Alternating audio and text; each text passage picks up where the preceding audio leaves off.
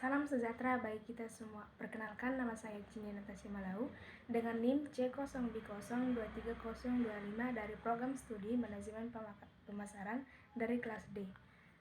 Pada video kali ini saya akan menjelaskan yaitu apa itu hukum pajak, alasan pemerintah untuk memungut pajak, dan teori bahkan azas atas pemungutan pajak. Yang pertama yaitu pengertian hukum pajak. Hukum pajak merupakan kumpulan peraturan-peraturan yang mengatur hubungan antar pemerintah dengan masyarakat yang bersifat memaksa dan terikat, yang dimana di dalam kegiatan tersebut pemerintah sebagai pemungut pajak dan masyarakat sebagai pembayar pajak. Dan jika masyarakat tidak membayar pajak, maka masyarakat akan mendapatkan sanksi. Menurut hukum pajak ini menurut para ahli, yang pertama yaitu Bohari,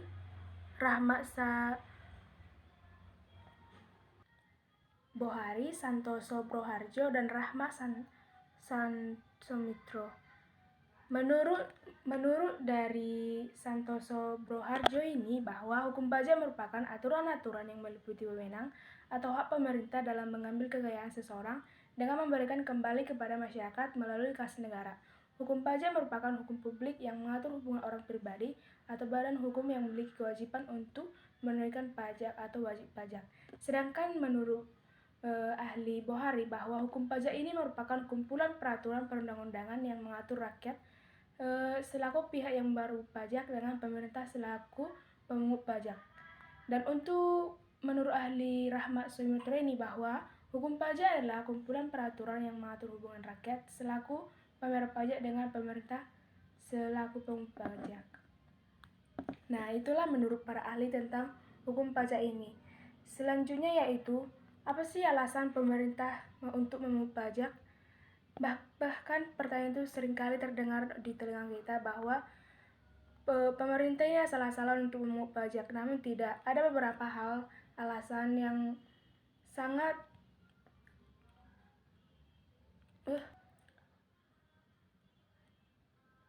dominan terdengar di telinga kita, terutama kita yang baru-baru saja mendengarkan alasan pemerintah ini apa sih yang mendominasi bahwa pajak ini harus dibayar kepada pemerintah.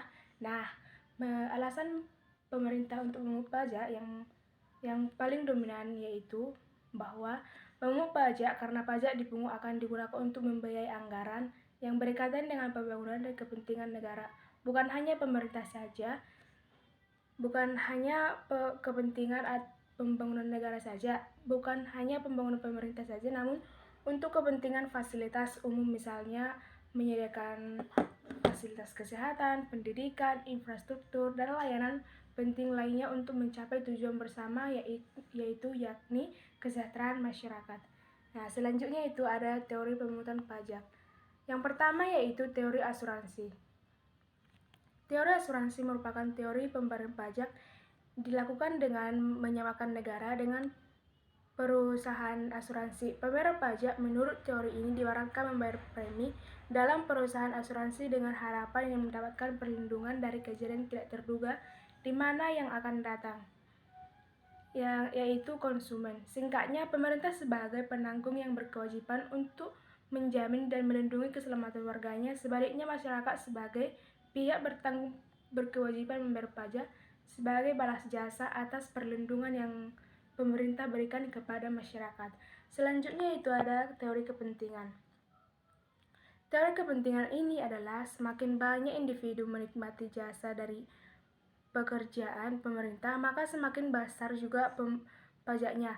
Jadi teori ini menganggap pembayaran pajak mempunyai hubungan dengan kepentingan individu yang diperoleh dari pekerjaan negara. Jika dilihat dari kepentingan, ada yang beranggapan ada kalanya orang miskin memiliki kepentingan lebih besar. Seharusnya karena kepentingan orang miskin lebih besar, maka pajak yang ditanggung juga akan lebih besar.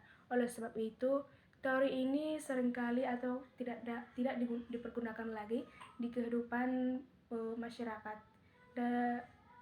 Selanjutnya itu ada teori bakti. Teori bakti ini merupakan suatu kegiatan perpajakan yang dimana negara memiliki hak mutlak untuk memungut pajak dan sebagai wadah yang mengantongi tugas untuk memperjuangkan kepentingan umum. Maka dari itu rakyat harus membayar pajak kepada negara sebagai kewajiban dan tanda bakti kepada negara yang dimana diharapkan dapat mengayomi, melindungi, dan menjamin keselamatan serta mewujudkan atau menunjukkan rasa bakti orang tersebut atas perlindungan negara atau masyarakatnya. Selanjutnya itu ada teori gaya beli. Teori gaya beli ini merupakan pengambilan gaya beli dari rumah tangga dalam masyarakat untuk rumah tangga, kemudian mengalurkannya kembali kepada masyarakat dengan tujuan memelihara hidup masyarakat untuk membawanya ke arah yang tertentu, yaitu arah yang lebih baik lagi. Selanjutnya itu ada teori gaya pikul. Teori gaya pikul ini merupakan pungutan pajak yang dilakukan atau disesuaikan terhadap kemampuan daya pikul masing-masing orang. Selain dari teori atas pemungutan pajak, ada juga ajas-ajas atas pemungutan pajak. Yang pertama yaitu ajas inequality atau ajas keadilan. Ajas keadilan ini merupakan adanya keseimbangan atau keadilan. Pajak dipungut ketimbang dengan penghasilan yang dinikmati masing-masing dan tidak boleh ada diskriminasi, yang dimana diskriminasi ini yaitu tidak ada membandingkan, semua setara dan sama di hadapan pemerintah. Yang kedua yaitu ajas convenience of payment merupakan pajak dipungut sedekat mungkin dengan diterimanya penghasilan yang bersangkutan. Maksudnya ini adalah ajas convenience of payment ini merupakan tidak ada salah satu pemerintah atau bahkan masyarakat yang membeda-bedakan penghasilan mana yang lebih besar dan mana yang lebih kecil. Selanjutnya itu ajas Consreli. Ajas Consreli ini merupakan adanya kepastian hukum mengenai subjek, objek, besarnya pajak, dan juga ketentuan mengenai waktu pembayarannya. Artinya, ada pemungutan pajak hari ini harus ada ketentuan yang berlaku. Contohnya yaitu jika kita membeli suatu barang, maka barang itu pastinya yang memiliki nilai pajak. Jadi harganya itu telah ditentukan dari barang tersebut. Contohnya misalnya yang dapat saya ambil yaitu dalam kehidupan saya.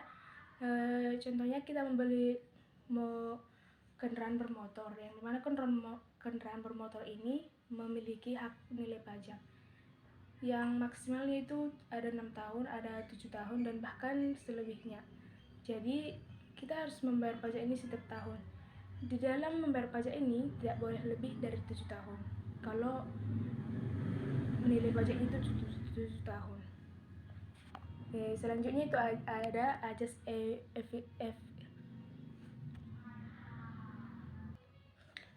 selanjutnya ada ajas efisiensi. Ajas efisiensi ini merupakan bahwa besarnya pajak yang dipungut harus lebih besar dari biaya pemungutan pajak tersebut. Sekian video dari saya. Jika ada kesalahan kata, saya minta maaf. Terima kasih.